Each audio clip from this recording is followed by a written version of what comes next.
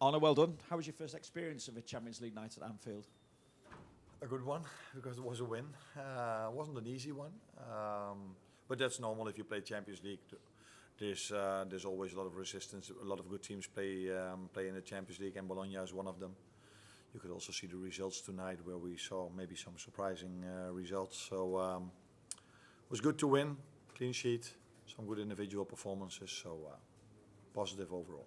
I think I heard you say in an interview earlier, though, as well, that there was room for improvement again. You also said that after Wolves. So what does it say about your side that when you're not necessarily at your best levels, that you're able to churn out wins like this?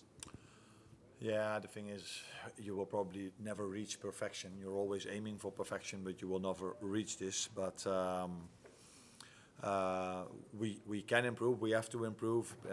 That's clear. But there are also a lot of positives to take from tonight and also from the other games. But there was a spell in the game where I think we didn't control. They were threatening us more than I would like to see.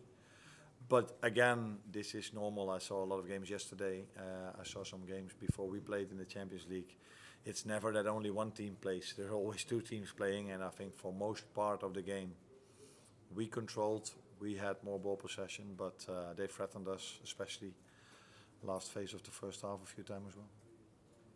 Arne, could you just ask you about Mohamed Salah, because he scored obviously a very good goal for Liverpool's second. He'd become the first Liverpool player to score in 5 Champions League home matches for them. In 5? 5 Champions League home games for Liverpool. Okay. Yeah, what can I say about Mo? What you saw today is what you get. If you bring him often enough in positions like this, he can score a goal. He had a great assist as well. I think the second one, if you look at the way he scores it, I can understand everybody is talking about the finish, because it was a fantastic finish. He had almost the same one just before. But it wouldn't do justice to Virgil, to Diogo, to Dom, and to Trent if we only talk about the great finish, because Virgil played a fantastic ball through, Diogo dropped, turned, Dom was again involved. He was involved in the first goal as well. And Trent made a crucial overlapping run, because that opened up the space on the inside for Mo to do what Mo always does. Germany, this side, Dave. Hi, Arne. I want to ask you about Bologna. Were you surprised by the way they played? Not surprised, because we analyzed them really well. And I said yesterday already, this team only lost once, and that's not a coincidence.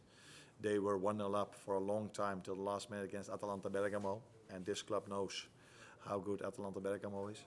So I was not surprised, but maybe I was impressed how they were playing here, not afraid to play the ball out from the back, and not afraid to play man v man all over the pitch for 90 minutes long. And if I look at us, but maybe the other manager will say, yeah, that's what we create. But the amount of times we could have played the last ball in an overload, so we had more players than than Bologna had, but then missed out on the pass. That happened far too much for us. But yeah, maybe that's also a quality of them. Tim? You've had a few months to work with Darwin Nunez. How do you see him in his form? Because he didn't have a great Copa America. He hasn't scored. He scored 1 goal for Liverpool since April, and today he may have looked a little bit off the pace.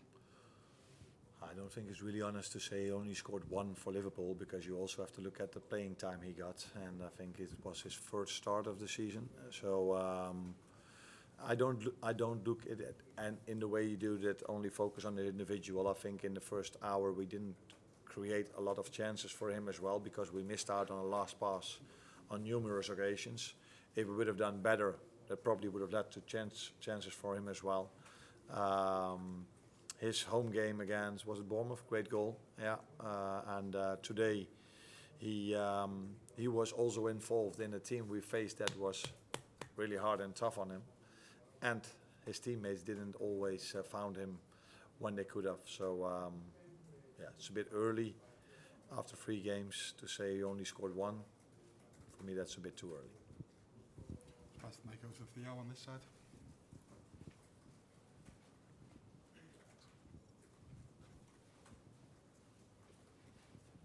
Arne, just going back to Mo Salah, it's another great performance, a goal and an assist. He's thriving in the Premier League, he's thriving in the Champions League. Surely he should be on this stage again next season. He's not slowing down.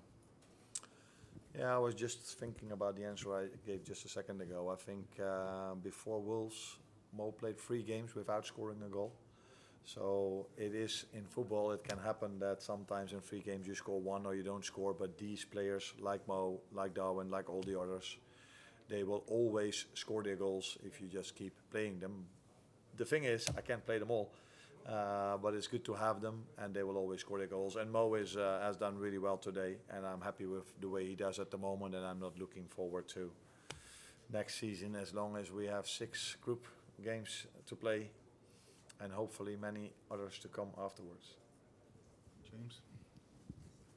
Arne, you mentioned yesterday about Bologna's man-marking approach. How important was Ryan Gravenberch tonight in terms of getting out of tight situations and then putting your team on the offensive? Because he just seems to be going from strength to strength at the moment. Yeah, there are a few ways how to overload or outplay them, and one of them definitely is a player that can drive with the ball, dribble with the ball, outplay someone. Because if you then outplay someone, you immediately have an overload, and that is what happened. I think after 2 or 3 minutes already, when Ryan turned away again from a good pass from Virgil, and he was outstanding again today, Ryan. With his dribbling ability, and that was important against this team. But if we only focus on the dribbles he had, we forget maybe how important he is without the ball, where he does a lot of work and wins a lot of second balls as well. Andy, last one. Just get the mic across to Andy.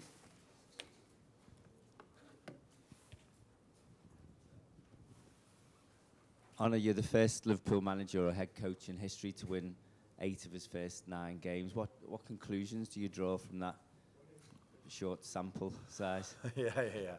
I don't draw many conclusions to that, but it is nice. So many incredible managers have worked here, doing so many special things. The only thing is, I don't hope that the only thing where people remember me in 1, 2, 3 years, you never know how long I can be here, but if they only say, yeah, that's the manager that only won 8 out of his 9 games, I'm hoping to do more special things than winning 8 out of 9 games. But it says a lot about many things. It also says a lot about how Jurgen left this club, the squad I inherited, how much work rate the players put in, and how much my staff members are helping me to get these results.